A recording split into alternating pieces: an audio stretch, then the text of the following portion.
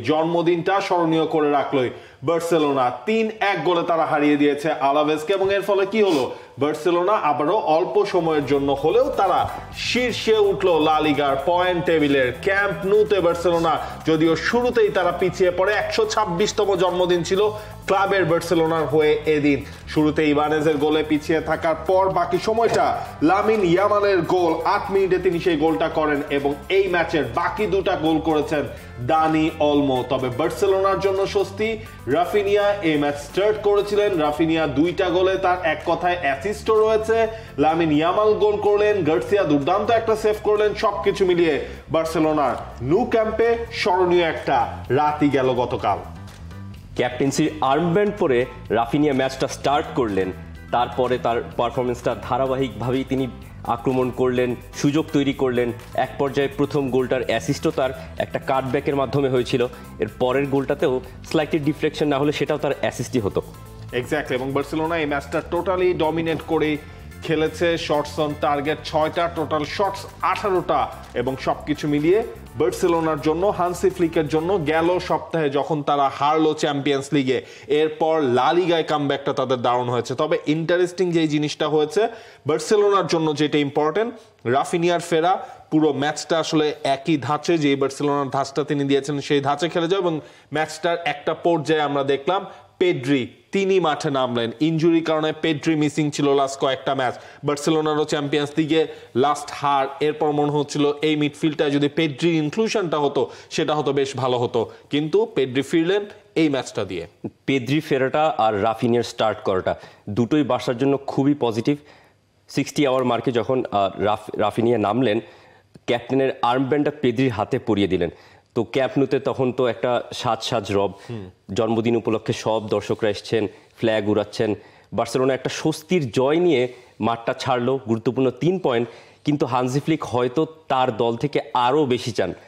Match শেষে ওই মোমেন্টটা আমরা দেখছিলাম যখন তিনি রাফিনিয়ার সঙ্গে কথা বলছিলেন কিছু একটা নিয়ে, তখনও তার মনে অসন্তোষ যে তার পারফরমেন্সটা যে তিনি যেরকম চেয়েছিলেন পুরো দলের কাছ থেকে হয়তো কিছুটা কম পেয়েছেন। দেখেন, কিন্তু হচ্ছে যে রাফিনিয়া, একপাশে লামিন ইয়ামাল, লেভানডফস্কি, দানি অলমো, এই চারজনের যে কেমিস্ট্রিটা, যেটা আপনার একটা মিসিং ফ্যাক্টর ছিল এই সিজনের মধ্যে, কারণ ইনজুরি সেই জায়গাটার মধ্যে সে গ্রাস করেছিল, সেই জিনিসটা গতকালকের ম্যাচে দেখা গেল। তারপর আপনি ম্যাচের শুরুতে বার্সেলোনা যেভাবে আসলে গোলটা কনসিড করলো একটা সেট পিস থেকে, সেই জায়গাটার মধ্যে খানিকটা ফাম্বেল, এরপর ইবানেজ যে সেখান থেকে গোল দিয়ে দিল, তখনও মনে হচ্ছিল যে বার্সেলোনা কি ওই চক্রটা থেকে বের হতে পারবে কিনা।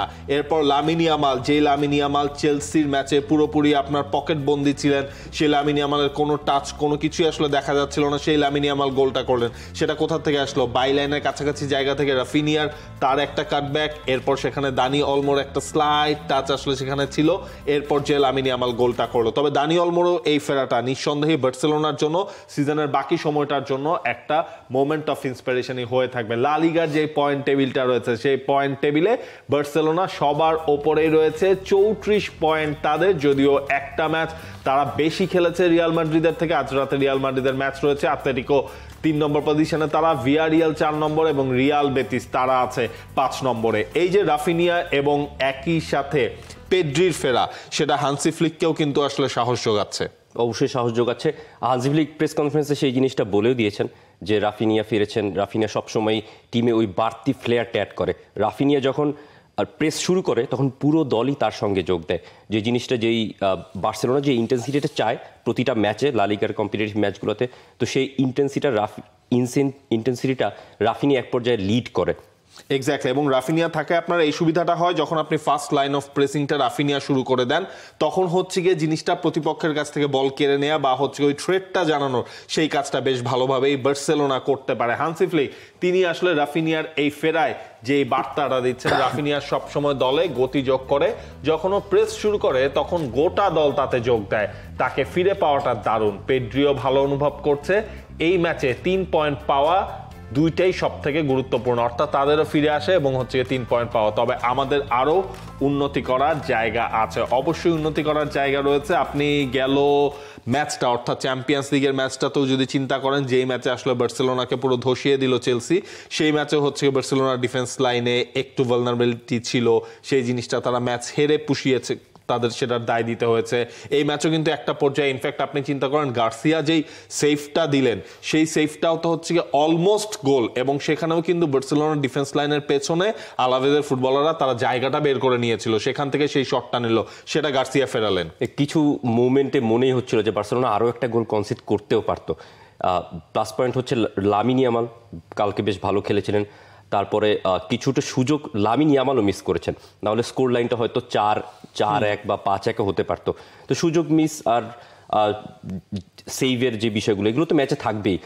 ওভারঅল বার্সেলোনা এই ম্যাচ থেকে মোটামুটি 3 পয়েন্টেই ফোকাস করতে পারে, যে 3 পয়েন্ট বার্সেলোনা পেল, কারণ চেলসির বিপক্ষে স্ট্যামফোর্ড ব্রিজে ওই রাতটা তাদেরকে কি পরিমাণ মানসিক প্রেশার দিয়েছে, ওই ভ্রমণটা, যেহেতু মানে ওইখানে স্যাটারডের ম্যাচের পরে মিডউইকে চ্যাম্পিয়ন্স লিগের ম্যাচ, এরপরে ঘরে এসে ক্যাম্প নুতে আবার ম্যাচ, তো মাঝে একটা বিশাল সফর তাদের করতে হয়েছে, আর সফরের মাঝে ওই কালো রাতটা তো তারা ভুলেই যেতে চাইবে, তো তারপরে এটা একটা ফ্রেশ স্টার্ট হতে পারে লা লিগার পয়েন্ট টেবিলে।